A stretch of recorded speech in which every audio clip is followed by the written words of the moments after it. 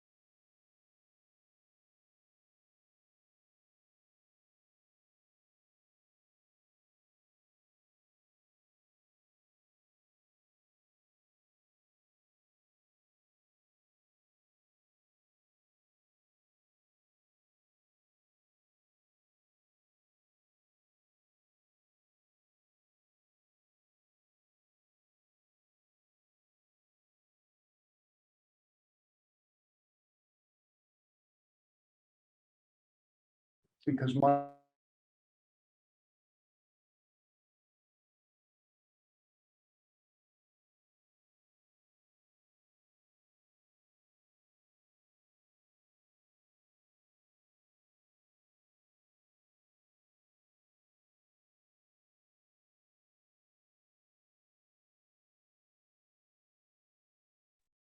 You don't need this. Can Sure, I people don't hear care. now? Can people see things? Yeah, everything works. All right, fine, and then let's do that. And I'll just stay put, people come in and go, and I'm not gonna deal with it. Yeah, that's okay. okay, what do we see? Oh, look. Can you see? Yeah, Yeah. everything works. Excellent. Here we are. We're back, I hope. We are in the room, but hopefully those of you online figure out we did have some technical problems there. But that's fine. We're going to move ahead. Here, this chart on the right is one of my favorite and most confusing illustrations of the various geographies that the Census Bureau manages. The thing I want to point out about this upside down pyramid, if you will, is this thing at the bottom, census blocks. Census blocks are the fundamental, foundational collection and publication geography at the Census Bureau. Census blocks are roughly equivalent to city blocks, and we're going to talk about those in a minute.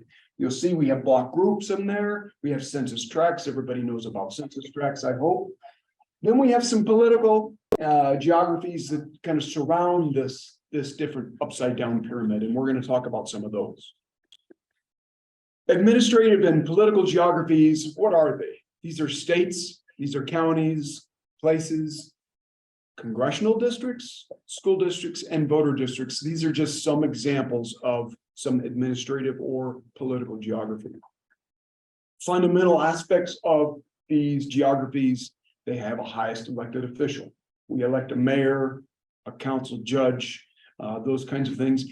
They have boundaries that have to be tracked and managed, and those boundaries can change at the will of the governing body. This is a key distinction between a political and a statistical geography. New geographies can be formed by a new incorporation. And as we were just discussing, Dorothy and I on the way down here, they change year to year during a boundary change for annexations, and we manage that through a program called BAS. We're not talking about BAS today, however. In statistical geography, my favorite type of geography, we still have states at the top here, aside from the United States itself. Counties also fit into the category of statistical geographies. Census tracts are our most popular, most widely known. Below census tracts are block groups, and that fundamental piece of geography, the census block. CDPs are on here. They're not really in the right order from large to small. They do not have to nest within the standard statistical hierarchy. And we won't talk much about CDPs today. They're kind of related to our boundary annexation survey. Needless to say, the name itself suggests to you this is a place that is not incorporated, but is treated like a town. In Colorado, some very big, well-known CDPs are the town of Evergreen and Highlands Ranch. These are not cities, these are CDPs. So some fundamentals about statistical geography. The first and most important one is that the entire United States is covered by statistical geography. I just mentioned there are places in CDPs. Not all parts of the country are covered by incorporated places. There are no gaps and no overlaps in statistical geographies, and we'll see some examples of that in just a moment. The other key issue with this is that the Census Bureau is the US government's data steward for all political and statistical geographies. It's our job to manage these geographies. So let's visualize these statistical geographies, starting with the United States and picking a state that Dorothy and I know well, Texas. Texas is one of the 50 states of the country, and like states or state equivalents, such as Puerto Rico, each of these entities has a standard FIPS code. We still say FIPS code. Those of you who are familiar with the Federal Information Processing Standard, or FIPS, there's now the ANSI standards. We still use that FIPS code because they're interchangeable. So at the Census Bureau, the FIPS code for Texas is 48. If we choose one of the many counties, Dorothy, how many counties in Texas? 254. 254. Lots of counties, the most counties of Colorado. most counties of any state. One of the 254 counties in Texas happens to be Tarrant County. In this case, if you're not familiar with that name, that is the county that encompasses Fort Worth. So this is part of the Dallas-Fort Worth area. I picked it because it's perfectly square, and it's very easy to say, what are you showing us here but a square, Jim? What I want you to pay attention to is the codes and the matching colors that are assigned to each of these polygons as we move into them.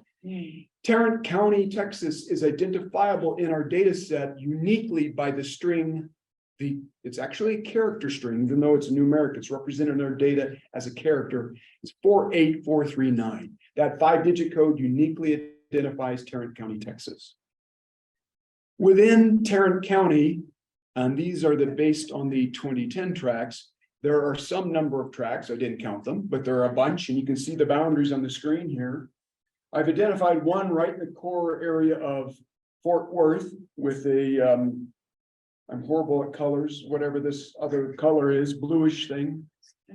That is a tract within the county, and you're going to see this box over here at the right get populated with its actual code as I zoom in.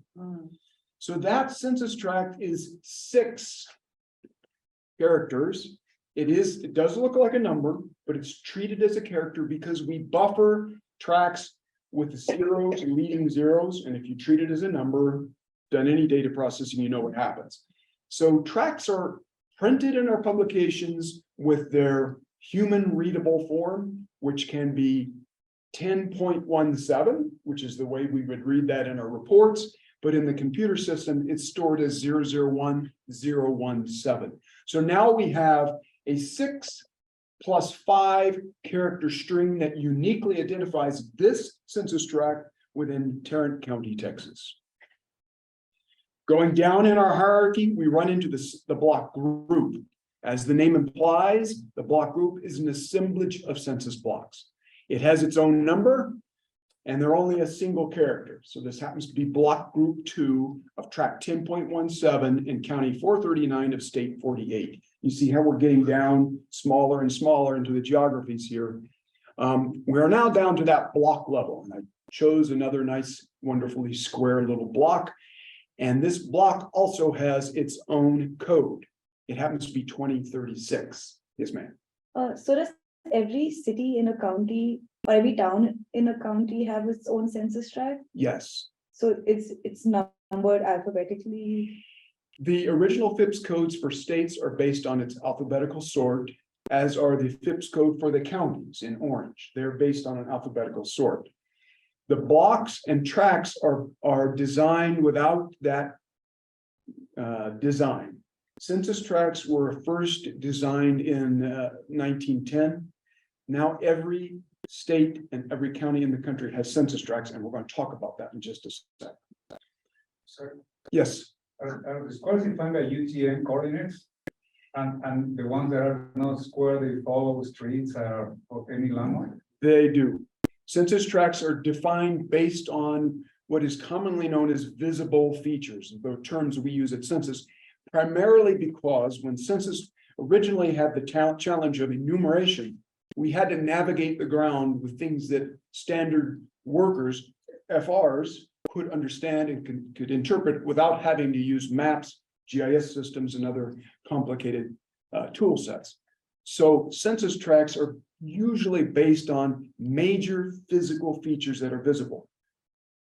Broadway in Boulder is a census tract boundary. US 36 will be a census tract boundary. Boulder Creek will be a census tract boundary. Census tract now.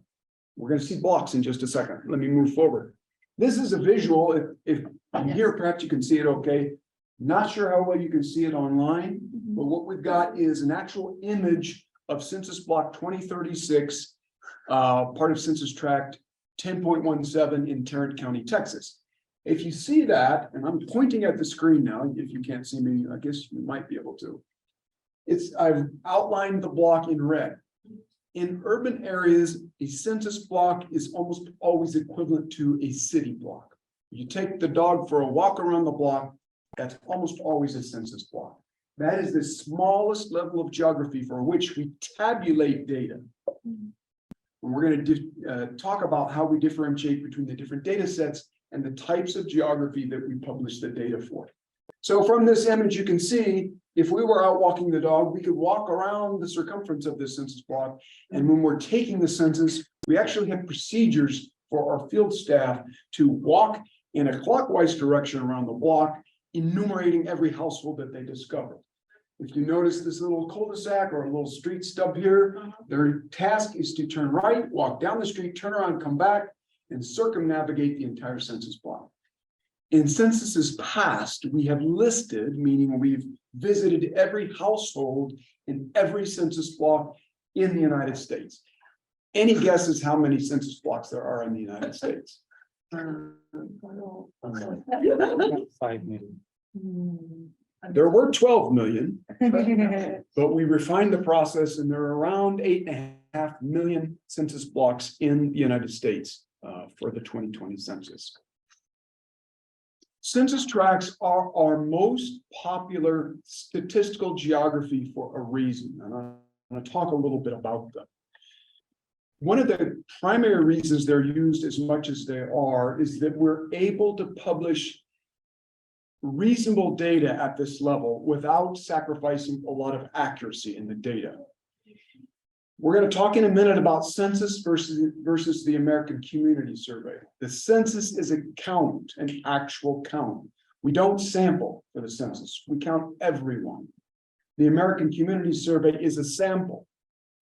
When we sample, whether you're doing science or geography, you're not counting your entire universe. So there is a limit at which your data can be accurate. The census tract is a compromise between accuracy and the sample size that we use for the American Community Survey.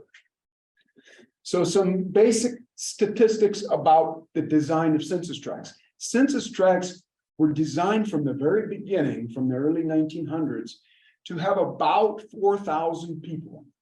That's our target. maximum of 8,000 people, and a minimum of 1,200.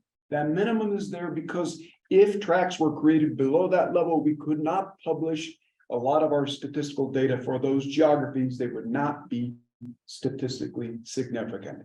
And now they would also potentially expose the responses of individuals. The Census Bureau must abide by the U.S. Code Title 13, which is not just the Census Act, but it also requires that we protect the confidentiality of all respondents. And when your sample size is too small and your geography is too small, you risk the possibility of publishing data about an individual. So the census tract is the ideal level for that. I'm going to talk just a minute about tracts over time. If you're an economist, a geographer, you're worried about long-range planning, you need to have a geography that you can use to compare change. Census tracts were designed specifically for this reason. What happened to Boulder from 1960 through 1990 through 2020? How did the city change? Did the planning efforts to reduce growth work? What happened to the populations within those geographies as time went by? In order to do that, tracts are designed to be semi-permanent, meaning that we define the boundary once, and unless there's something serious going on the ground, like a flood or earthquake, or the highway gets removed, the tract stays there. Unless inside the tract itself, there's been tremendous amount of growth, in which case we subdivide the tract. That original outer boundary, we'll cut it in two if we need to, keeping that outer boundary in place so that you can assemble the pieces into the original tract boundary. I have an example of that. This is, anyone want to guess what this is? Very good. I turned around to look. Did I have the name up here? No. This was the old Stapleton International Airport, which is now Stapleton something or other. It's been redeveloped, right? This is a satellite image taken in 1995 or 1996, right after they decommissioned the airport. You can see that is true by I-70 cuts across the runway when it used to go under. And if you, I'm sorry, you probably can't see it too well. This is the only black and white. The other pictures I'm going to show you are color. There's a fairly heavy boundary surrounding the airport, and it represents census tract 41.05. This design for this tract and all of the tracts in Denver, in fact, the entire metropolitan area, were done by a group effort involving the regional planning agency, the Denver Regional Council of Governments, the cities, and the counties, all within the metropolitan area of Denver.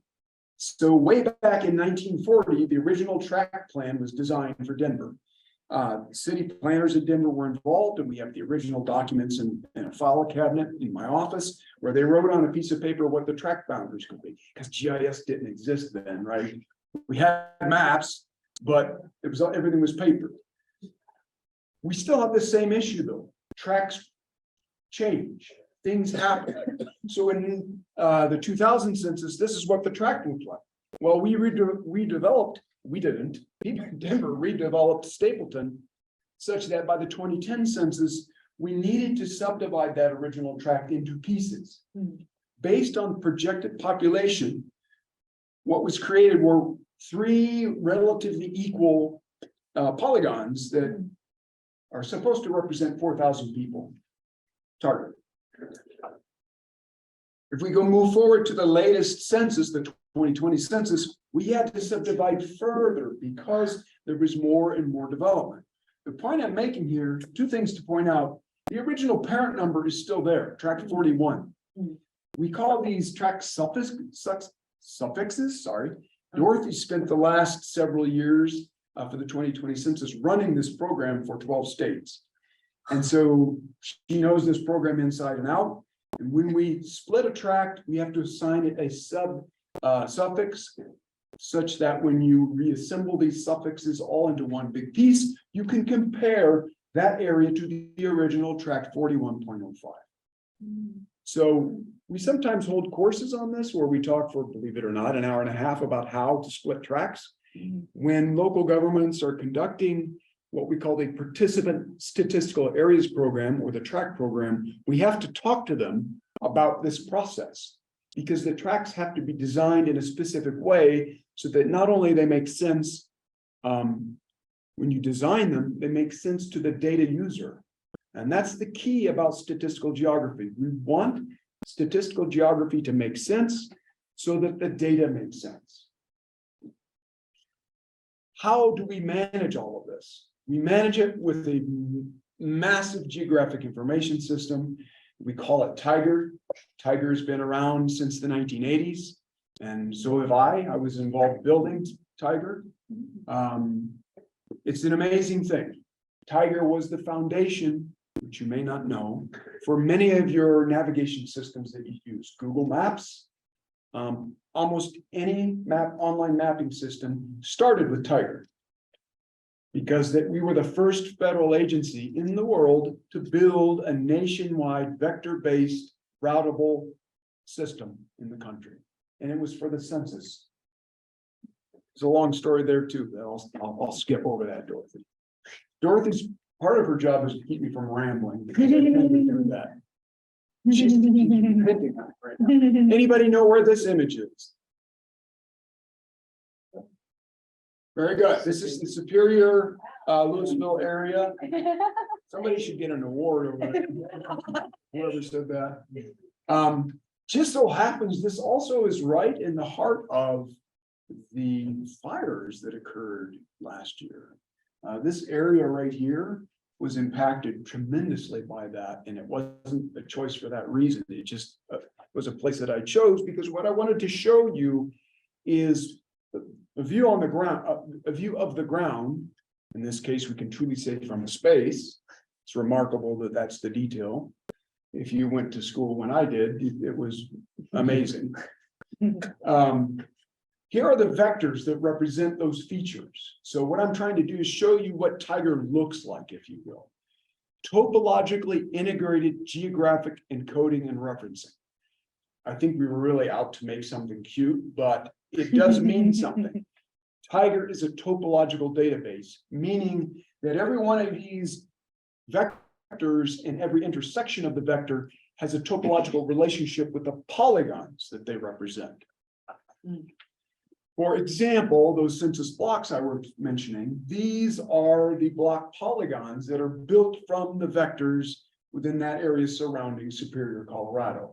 I'm just showing them in random colors so that you can see the different polygons. There's no significance to the color whatsoever.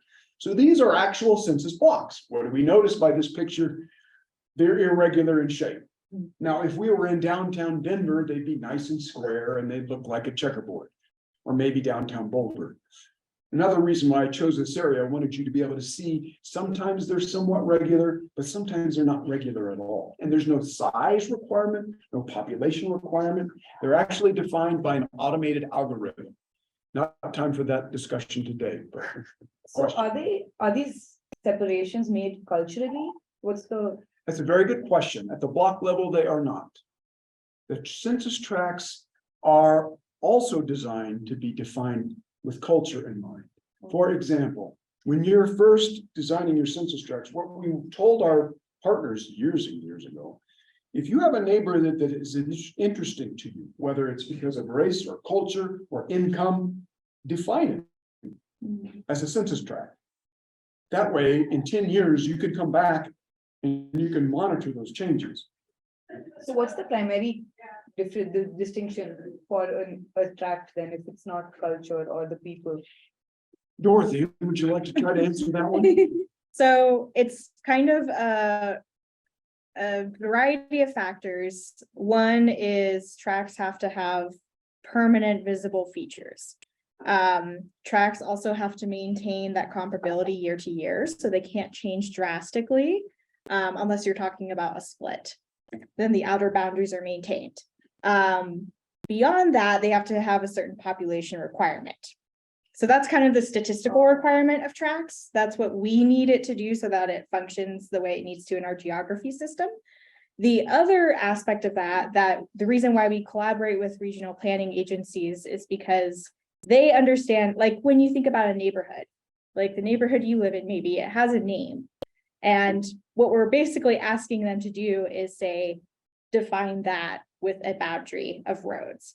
And the reason, so when he says culturally, I mean, it could be something like, there's a big difference between, in Boulder, the student population living in apartments versus the townies or locals living in houses. So you may want to separate those populations so you're getting good data on both of them. Hopefully that clears up your question. Okay.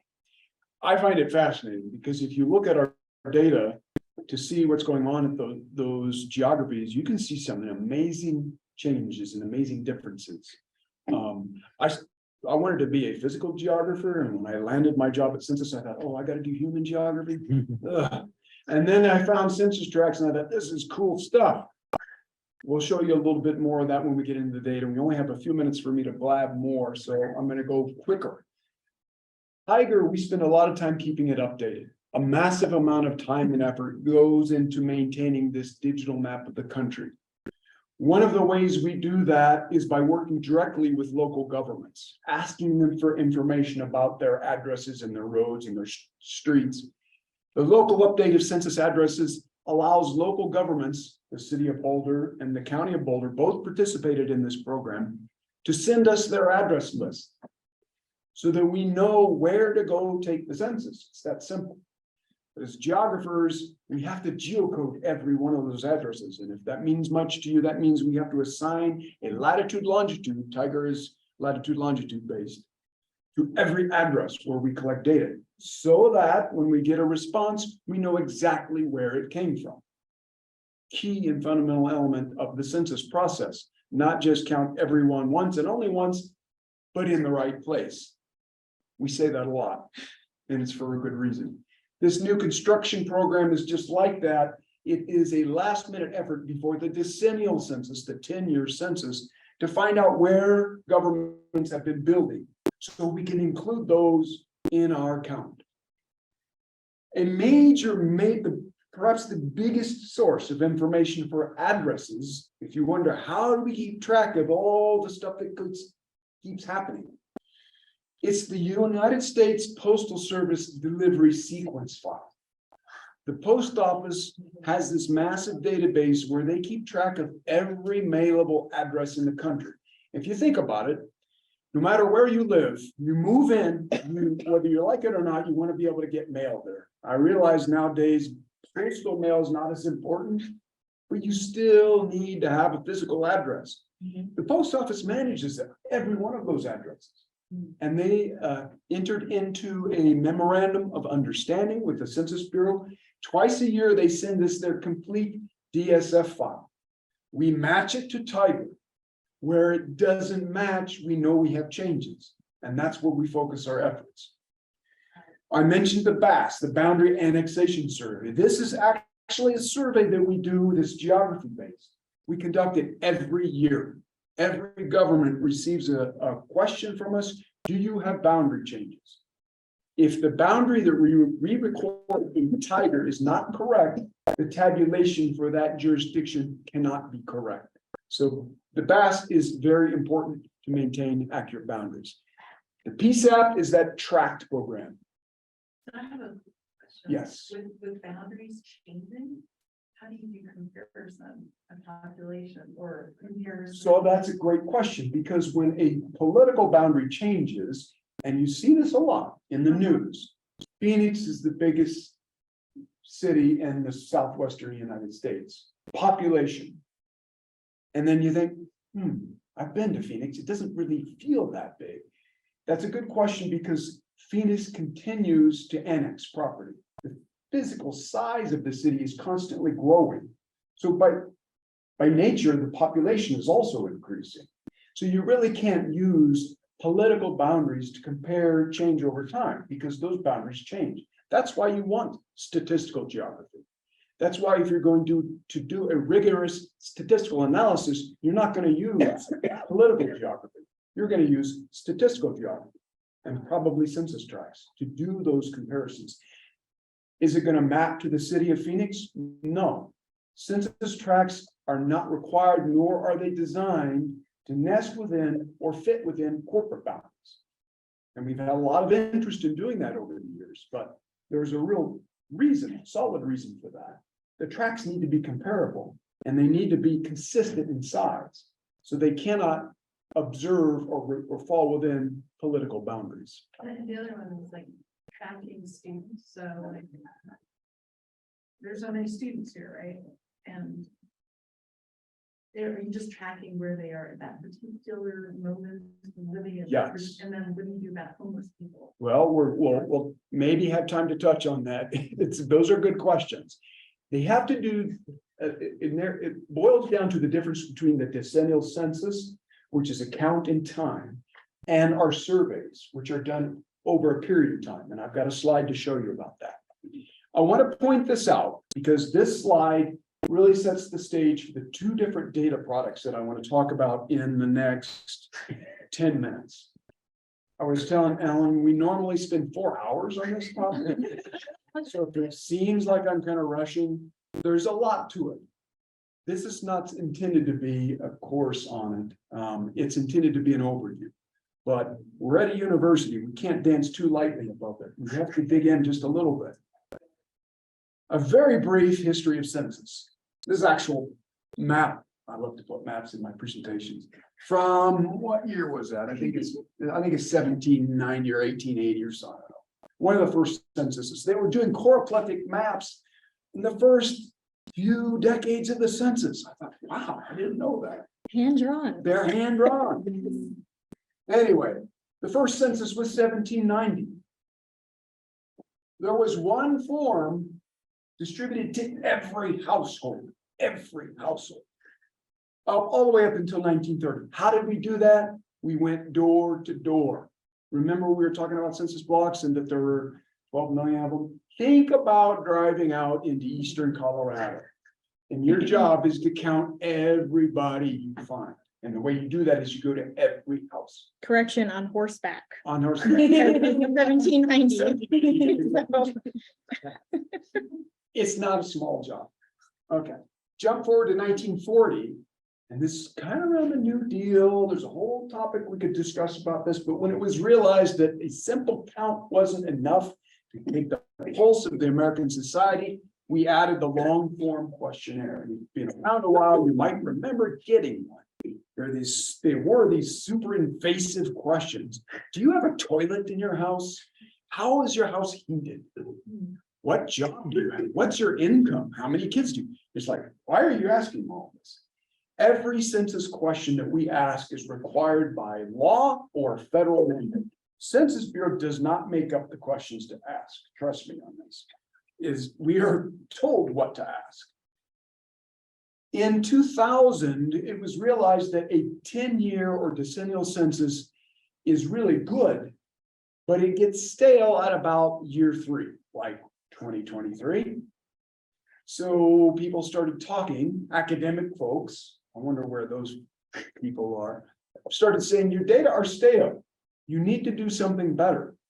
The American Community Survey was envisioned as an annual survey to provide more updated information on population and other characteristics of society. We tested it in 2000, and starting in 2005, it was implemented as a full sample survey. It is our largest survey and our most complete, and we're going to talk about that now. Now the decennial census only has the short form, so it's easier to answer the 10-year census. Okay, so getting into some of this data, this is really going to be a whirlwind. Why are we doing census and surveys in general? Well, in the Constitution, we have to count the people for apportionment. And in there, if you follow the whole news over the last several years, who do we count? Everyone. Doesn't matter where they're from, whether they're citizens or not. It's in the Constitution that we count everyone for apportionment, okay? Also, we do it for distribution of federal funds. And when I first started talking about this a while ago, we were using a number like $300 billion. Well, now it's almost $1 trillion a year. They're distributed based on census data.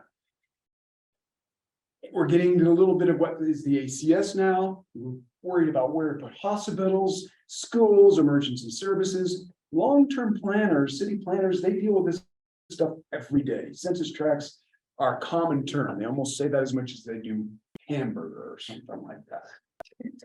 It's just everybody's, So this is the only decennial census that we do, okay, to be clear. But the ACS is not the only survey we do. We do dozens of surveys, and I won't bore you with them all. You've probably heard of some. For example, when you hear about unemployment, that comes from work that we do at Census. When you hear about housing starts, that's work that we do at Census. We're not always the sponsor of the survey, but we conduct the work.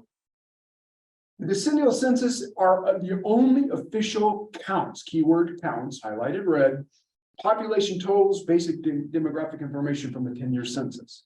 Every 10 years, it's a point of time, and there is no margin of error. There are processing problems that happen, but in terms of the enumeration itself, we can't consider there to be any margin of error because it's not a sample. The ACS, on the other hand, are sample estimates. It's got detailed population characteristics about education, occupation, income, blah, blah, blah. It's done every year. It's done over a period of time, not a point in time. And it involves sampling error. Here's what the form looks like. We survey 3.5 million people every year. It's a random stratified sample. We use the post office, the internet, and personal visits to take it. Who do we survey?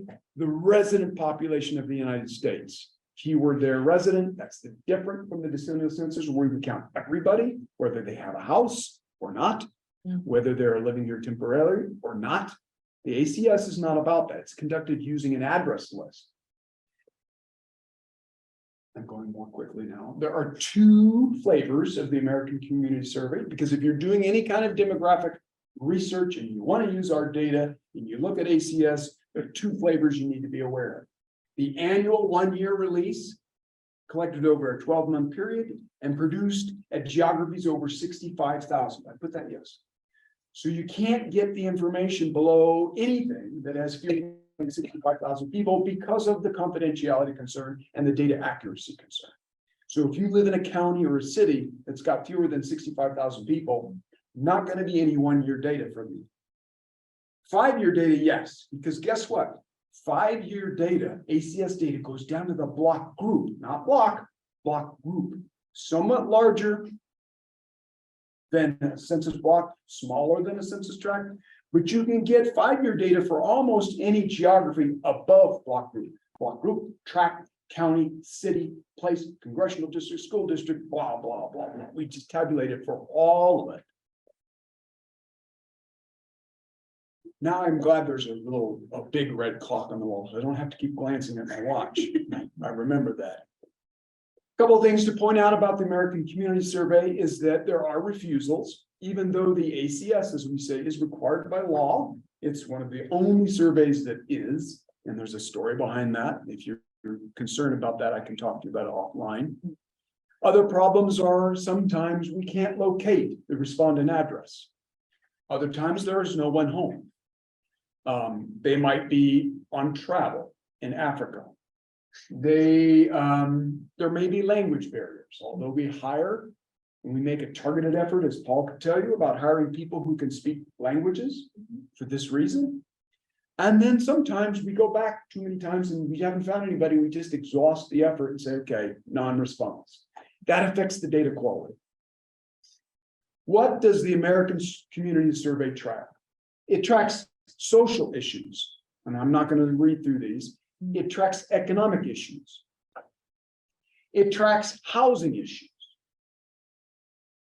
cost, home value, utilities used, and there are reasons for every one of these questions, and then basic demographic data. What is the release schedule for the American Community Survey? And I notice I didn't put it in here for decennial because it comes out every 10 years. The American Community Survey, if it's 1-year data, actually both 1-year and 5-year come out every year. And we're going to see what the difference is here in just a second. The 1 year release every September for the previous year. There's a PUMS, as we say, public use microdata. If you're really into the nitty gritty of the data, researchers do PUMS. Average citizen planner doesn't do PUMS. There's a lot involved with that. Not going to touch it. There's the 5-year data release every December for the previous 5-year window. What does that look like? Oops, I took the slide out. Oh, I was cutting on time. That's fine. It's a 5-year sample window that I won't talk about right now, but bear in mind, anytime you're using ACS data, 5-year data, it's a 5-year sample. Where to get this stuff? Almost anything we make available is available at data.census.gov. It's a fairly user-friendly interface. With a few queries, you can get to some data that you want. We also have an API, which has, I would say, about 75 to 80% of the full data set available via the API. So these are the 2 ways to get the data. If we were talking in this room 20 years ago, I'd be talking about printed reports and CD-ROMs. It's all online now. So I think, I was supposed to make some announcements today. Today marks the start of the 2022 economic census. Today. And it's 2023, Jim. Why are you saying 2022? That's not a mistake. We're asking as of last year. And we reach out to, I forget how many hundreds of thousands of businesses are asked to respond. But it's economic census. It is the most comprehensive measure of the US economy. It's not the only, but it's the most comprehensive. There will be a data release from the econ census in March of 2024, just a little over a year from now. I was telling you about all the different surveys we do. This is just another one. Another thing today, this actually came out last week. We now have a tabulation of the ACS data down to the congressional district. If you're into politics at all, the politicians love this data set because it helps them understand their constituents. And that's online at the URL listed there. I think that's the end. And I think we have a few minutes for questions. And Dorothy is here too. So I might throw the ball at her if we get some tough ones. Only the tough ones. Lots of questions. So the responses are self-reporting. Yes. How do you check for accuracy? That's a really good question. And we get that question often. For example, we ask how much your home is worth during the ACS. You can say whatever you want. If our interviewer is in a neighborhood and your house is clearly not worth $3 million, they might come back at you with some further questions. But ultimately, all responses for the Census Bureau are based on what the respondent says. It's not our job to contest that with the respondent. So you will see big differences between what Redfin says is the average value of a home and what the Census Bureau's average value of a home is. And the information can go both ways. Sometimes it's too low estimates and sometimes it's too high. And then the market changes all the time. So. And for the decennial, I think it's also worth pointing out that we use administrative records pretty extensively in the modern census, not so much in older censuses, but definitely nowadays. So a lot of data is cross-checked that way too. So like if the IRS says, this is your name and you're telling us your name is something different, we're gonna like probably re-interview in that situation. If there's something that's not quite matching up, so. Sure. Yeah, so my favorite geography is the precincts, like you said, the sub-county thing, but the problem I often encounter is that it's a political geography too, right? That the, I don't know, like the state can change like how they define precincts and things like that as well. So I was wondering if you're interested in building a precinct is sort of like a subcategory, like a sub-county sort of geography, so you might look at like how you like, when they release like voting data, the precinct is what I heard about like the votes, right? So like how do we sort of like deal with like precinct boundaries changing or sort of how they're sort of defined? Is that tabulated in some way to census level that can sort of be accessed? Yes. So that I know like Yes. geography for the 2010 redistricting versus the 2022 So the fundamental geography between all of these things that we track is the census block. Part of the redistricting effort is a program called the Block Boundary Suggestion Program, where the state suggests boundaries to use as voter districts.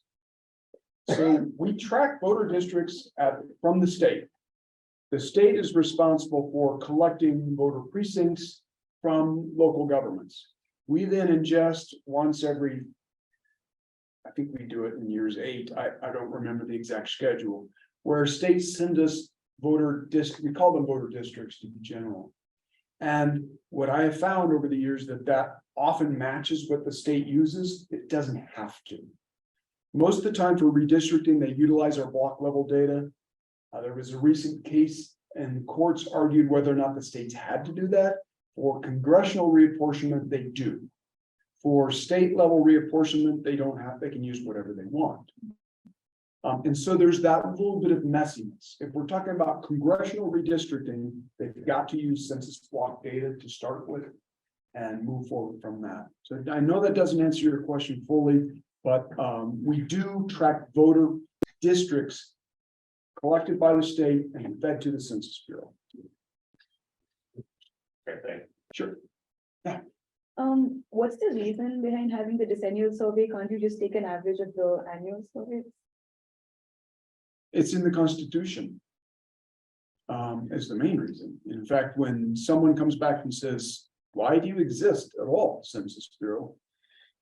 The Constitution, US Code, in Title 13, requires that a census be conducted every 10 years, and years ending in 0. So it's in the US Constitution. And people have played around with that notion as well. Does it have to be an actual count? And the Supreme Court reviewed that idea that it could be a sample. And the result decision was that no, it had to be an actual count. Both parties have used that decision to their advantage or disadvantage over the years. So we're back to the point that we've got to count everyone. Oh, so the difference is it's not actually an average because you're taking counts and not taking a sample. So this is more elaborate. That's why 10 years. Yes. And we're actually in next year, 2 years, we'll start working on the next decennial again. And we're still working on the 2020 Dorothea. The biggest peacetime mobilization of the federal government, yeah. I guess a related question, like when you do the decennial, just because it's so extensive and you have to count everybody, how long does it usually take? And I guess, how did you even do it during COVID? That also very good questions. It was an extreme challenge during COVID this time. Before computers, before we had handhelds, which was the first time we did handhelds was the 1990 census. Nope, take that back. We didn't do that until 2000. 1990 was still all paper-based. Everything had to be manually tabulated. Census went through a whole phase of developing tabulation methods. In fact, throw a little history at you, the IBM punch cards, some of us who learned programming on punch cards, here at CU, spending time in the computer lab, refeeding punch cards. Those punch cards were developed at the Census Bureau by Herman Hollow. And I want to say 1890 or something like that. And then further developed by IBM. So we have struggled with that process of tabulating the data. Collecting it's also a huge challenge. We have to have the results the December after census year. COVID made that impossible for the 2020 census.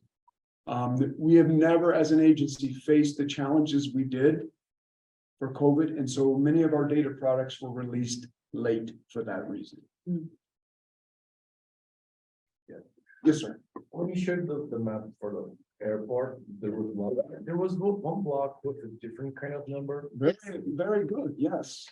That was what we call a special land use census tract. And we have a moment, I'll take a moment to define what that means. Yes. When census tracts are designed, the Census Bureau could do it for the whole country, but we prefer that local governments have investment in the design for reasons that they want the data to be usable. So every 10 years, we redesign census tracts, and they stick for 10 years. When we reach out to the local governments, we're talking to them about what census tracts make sense to you, the user, when the data come out. If you have an area in the city that contains a large number of completely industrial buildings that have no real residential residents, then you potentially are diluting a census tract when it might contain resident population as well. It could be an argument where you have, let's say, at the edge of town, let's pick Billings, Montana. If you define your tract so that part of the census tract is Main Street or whatever it happens to be called, and the rest of it goes way out into the national forest, and you're trying to look at population characteristics, the forest is going to dilute that population. So what census did is said, there are going to be areas that should be special use. And these are really for areas that are either national parks, they are industrial areas, they are airports, they are military reservations, they are Superfund sites. These are sites where people or areas tend not to live. And you can separate them out by defining a separate tract, and we give it a 9,000 series number to suggest that this is not a statistically significant tract for population demographics. And that's the purpose of that census tract. Do we have any questions online? I don't know if we have a chat we can look at. There's no questions in the chat. So it's 12:25 according to the red clock. Do we have any other questions? Census is hiring. We are hiring. We are always hiring. We have, not to paint the picture in a negative way, but we have a very high turnover rate because the work is challenging. We feel it's very important. Dorothy and I were talking, just driving up here today. We really like what we do because we are serving the country, if you will. And when you work for us and you go door to door to answer these questions, you can do it on your own time, most of the time, whatever schedule you have available.